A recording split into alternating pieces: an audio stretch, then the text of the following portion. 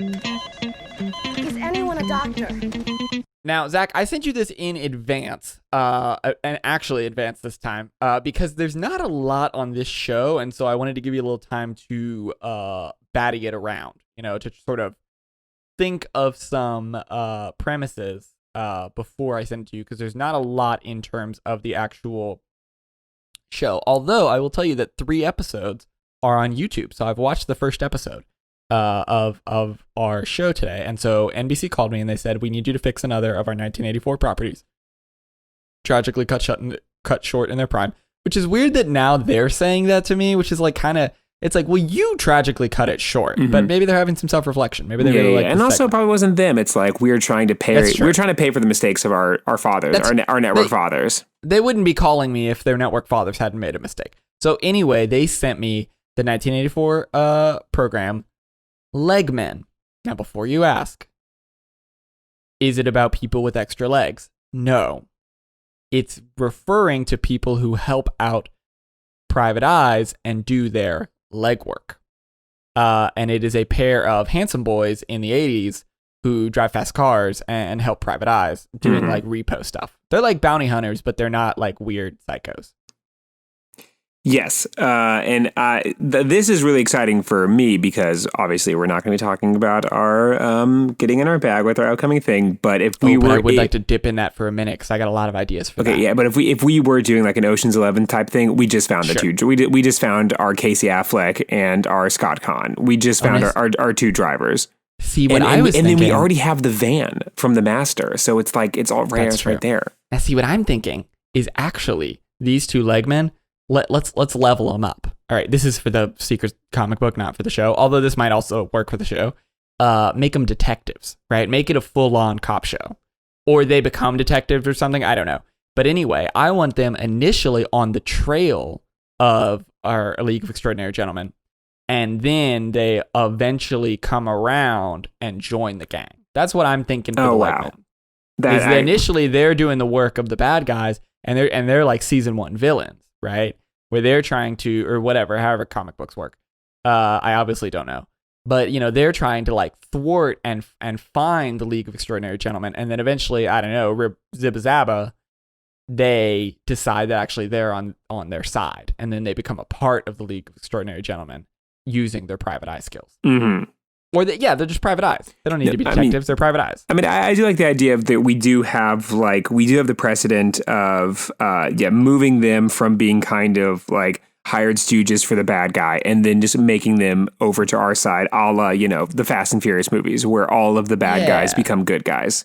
Yeah, because they want to keep them in the movies. And so they're like, why don't you just become part of the family?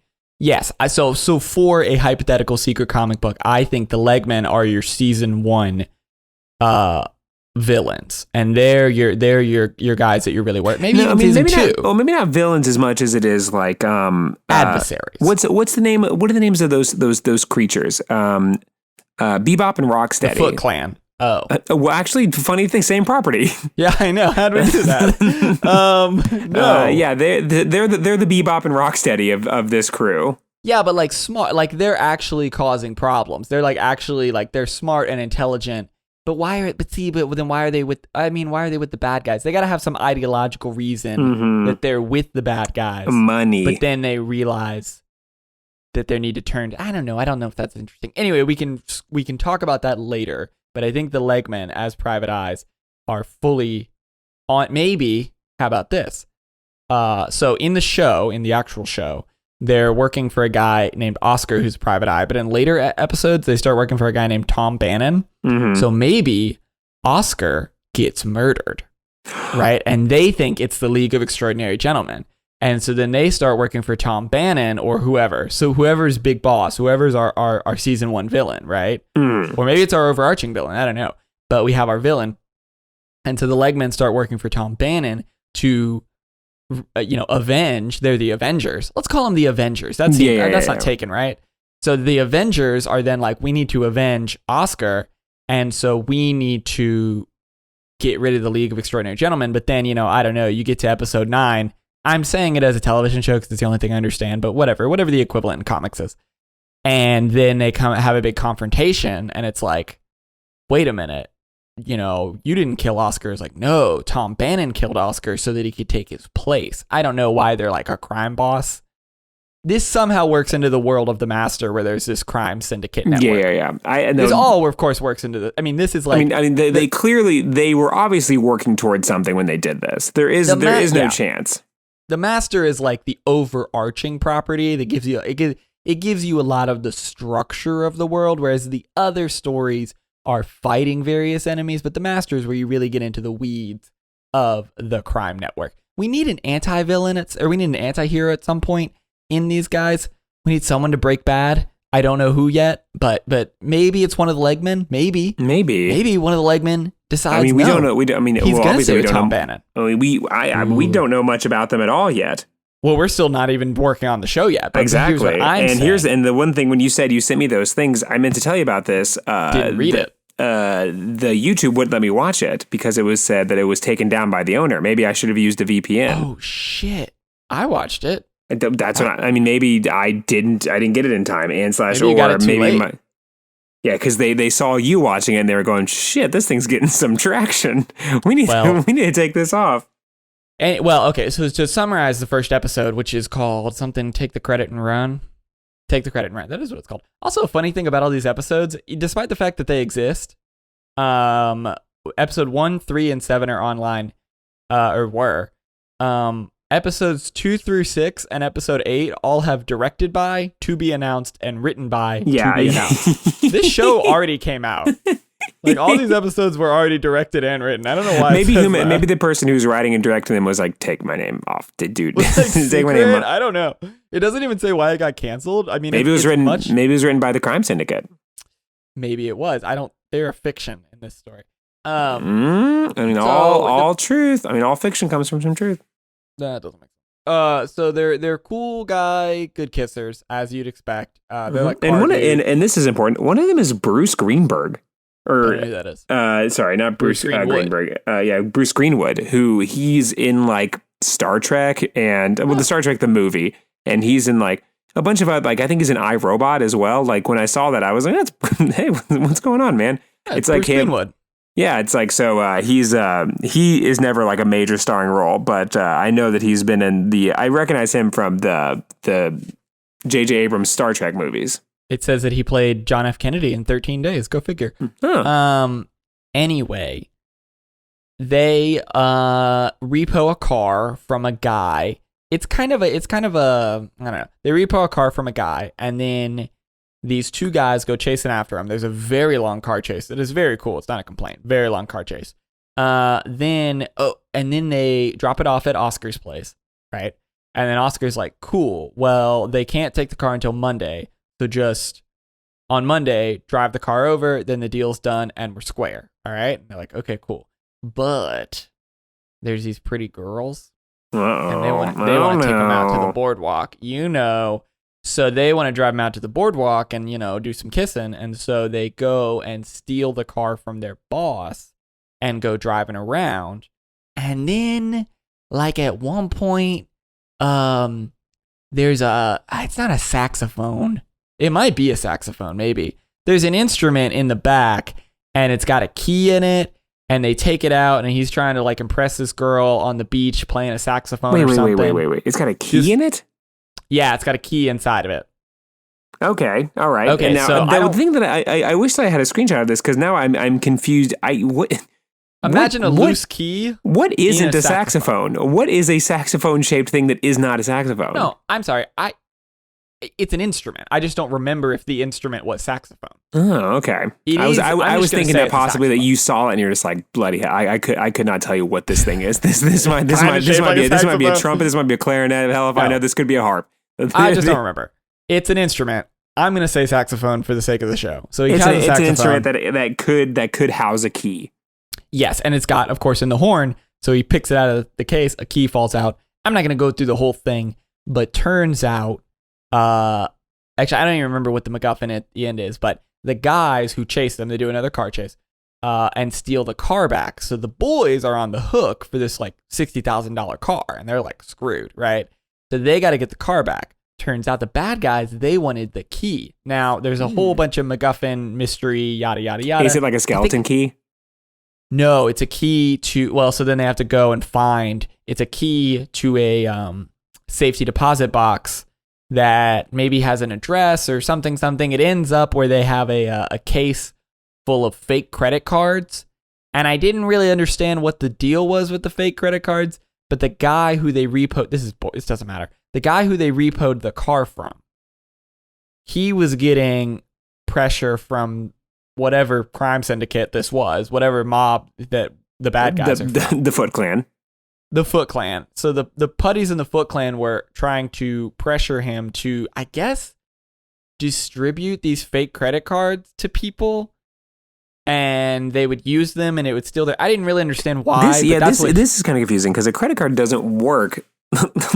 Yeah, I mean, maybe this is how they worked in details on that. 1984. Like, you don't pay for a credit card, and if you pay for if you're, because like, how do they think it works? I mean, maybe this is one of those things that got lost to time, and maybe you had to put money into a credit card in order to use it. But at that point in time, they defeated the purpose of the credit card. They didn't go into detail, but they were like, he wanted me to hand these out because I think the guy was like a traveling salesman or something, and he wanted him to like pass them out all around the country while he was traveling. And the guy didn't want to do that. And so that's why they were at the house in the first place. So basically, like, the bad guys were at his house when the good guys repoed the car because they were trying to find this key to get their credit cards back, and the key was in the saxophone and da da da ba ba ba. So then it gets to the end. And that's how the saxophone sounded. Da da ba da ba da ba. Yeah, exactly. Yeah. So it gets to the end, and there's this big standoff, and who shows up? Oscar with a gun, and it's just like, get out of here. And they're like, okay, and they give them their shit back, their credit cards, I think, and then they're like, we just want the car. We don't care about this at all. Just give us the car back. And they're like, oh, we don't care about the car. You can have the car. And it's like, oh, okay. We're square. See ya, I think. I don't really remember. It was mildly confusing and boring. So I don't know how that persisted for 8 more episodes, but apparently it did not go well. So it's your normal, it's your normal. But did they start working for Oscar at that point, or they were already working for Oscar? Okay, there's no intro. Okay, he shows up with a gun. Got it. Okay. Yeah, he finds them in the final standoff. They're on a roof, and one of the kids is gonna fall off the roof, and then Oscar shows up with a gun, and is like, I'm gonna kill you. And they're like, this isn't worth it. You can have the car. Bye. So anyway. And then they got to be college age kids playing saxophones for ladies again. Everything worked out. Yes, exactly. Oh yeah, and then there were the girls. There's a whole thing about there's these girls and they're kind of around. And also I forgot a major character, which is the guy whose car it was, who's late on the payments. His daughter is at the house. And so she meets the boys, and there's like kind of a flirty thing with one of the boys. It's like Hardy Boys, but a TV show. Yeah, I was just thinking. I was like, you've just described like if they had just, there's a blonde one and if someone was revamping Hardy Boys, but in the 1980s. It's a semi-gritty reboot of Hardy Boys. It's a CW reboot of Hardy Boys, but the 80s, so it's not like too gritty and weird. Not the CW shows are gritty, but they're, you know what I'm talking about. You've seen Riverdale. It's like, what are we doing here? I like Riverdale, but you know what I mean. Yeah. But I've seen Arrow. I know how it goes down. You've seen Sabrina. We all get it. So anyway, I hope, because there's nothing on the Wikipedia. Yeah, so I hope this I did notice that. Me so I watched an episode just to understand what the hell was going on in the show. It's Hardy Boys. Yeah. So it's Hardy Boys with like, I'm assuming it'd be fun if it was in Miami, because that's like the most 80s city there could possibly be. And like, Hardy Boys in Miami, that's probably how they got the pitch to begin with. Yeah. So I'm going to throw it to you. What are you thinking vis-a-vis fixing Legmen? So one thing I think is really funny about Legmen is there's two of, like, it's like a Legman is someone that works for a private detective and, does all that work. The legwork. But here's what I'm thinking. What I'm thinking is, if you're a Legman for a private detective, I'm thinking mostly what you're doing is probably sifting through hours and hours of footage. You know, like you're filming someone's house and just watching it back later to see if you see anything suspicious. Because I used to work for a private investigator. You used to work for a private investigator? Actually, now that I've said that out loud, I should retract it. What? We have to talk off mic about that. Anyway. This is the only time you could possibly be talking about this. Yes, this is the platform. That does sound like what an assistant to a private investigator might do. Okay. Yes. All right. Okay. Sifting through lots of footage. It sounds in hypothetical terms. Like yes, there we go. Why don't now? How about what if you pitch me some things that they could be doing, but use their names and not like say for example yours? Like what hypothetically could the boys be doing? No, if they were real private investigators. No, let's say hypothetically you used to work for a video company and one of the CEOs of the company was also a private investigator, and 1 or 2 times he needed you to edit footage for a court case. Maybe that's all. Okay. It was all right. Just a couple of times he said, "Hey, here's some surveillance footage of a crime of this person being stabbed. Could you okay. I think edit makes it sound like doctoring, but it was more like the footage looks like shit and no one can see what's going on. And you like up the contrast and just make it more visible, and also maybe put some like markers on the individual so we can see what's happening. Like this guy that's walking here, that is the same guy." And so I would put little like markers. They would put markers.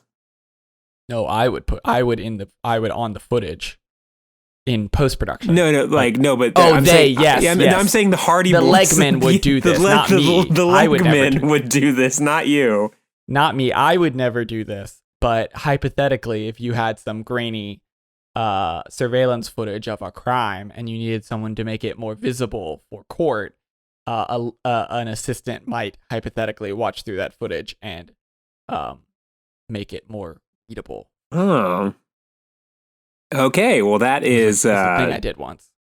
I mean, not me. Yeah, no, obviously not you. This is us pitching an episode. This is us pitching probably episodes 2 through 6 or whatever. The ones that we didn't see. It's probably mostly that. Speaking of which, hypothetically, you work for a video company, and what they do is they make an entire course on how to be a private investigator, and you spend hours and hours and hours with private investigators as they explain all the techniques of being a private investigator. You would hypothetically spend hours and hours with private investigators? Hypothetically. Not on cases, but just sort of... just hanging out. Well, like recreating cases and like saying like, oh, this is what it would be like to trail someone. Here's how you would covertly surveil people. Here's how you would, figure out, I don't know, what you need to figure out as a private investigator. Hypothetically, not me. Me. I wouldn't do this thing. No. Hypothetically, are the private investigators do they act like how you would think that a private investigator would act? 100%. They 100% act exactly like you. Yeah, and with the gold chains and the. Oh no, sorry. They're operators. Well, some of them. I was thinking like styles. Gold chains, gold rings, and says things like "Mankind's going to shit, kid. I'm just collecting That's the checks." That's not a kind of person. That's no one. You've gotten some weird like Italian mob boss with Rorschach mix. No, I'm like, okay, so not me, but people. You know, there are some who were more in the style of like, I don't know, like, there were operators for sure. There were people who were like very tactical police talk, they would never say car, they would say vehicle. They'd talk about the individual. They would talk about, apprehending. They would talk about pursuit, stuff like that, where they would use cop words. They weren't cops. They were just, I think the guy used to, it was, well, never mind. And then I worked with other people who seemed, because a lot of it is like, child custody stuff or insurance fraud. So if someone was like, had a disability claim and then the insurance company hired a private investigator to kind of watch their house and see if they're like doing yard work, or like, these guys would tell stories about how some guy would be on disability, and then they'd go get footage of him like building a shed. And it's like, well, obviously you don't have a back injury because you just lifted, a bunch of 2x4s over your shoulder over your head onto your shoulder and carried them and then like built a shed. Like you obviously don't have back injuries. And so then they would file that. Anyway, I didn't do any of that work, but I worked with people who did that work. And then not me, but someone worked with those people. Yes. And then, I cut together a course on sort of techniques for private investigating. A lot of it was about trailing people and like covert, I don't know, reconnaissance. I don't know what you would call it. Mm-hmm. I'm not an operator. I don't know what the terms are. Yeah. I didn't do any of that shit, but yeah, hypothetically, that's what Legmen someone that would do. would. Yeah, okay. Yeah.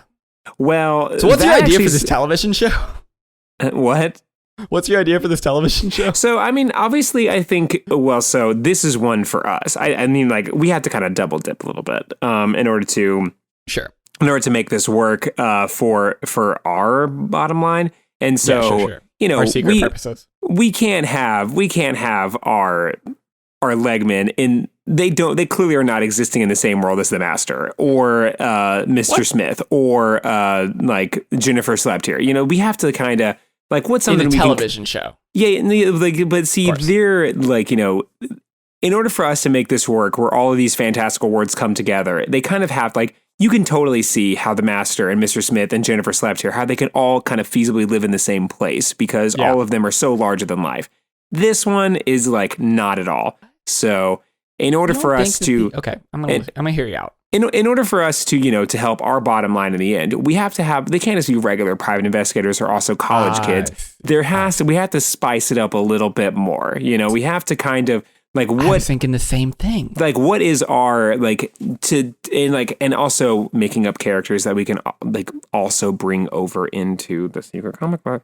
And and having that be a part of our world as well, because right now these are just two dud kids that are trying to steal cars to impress girls.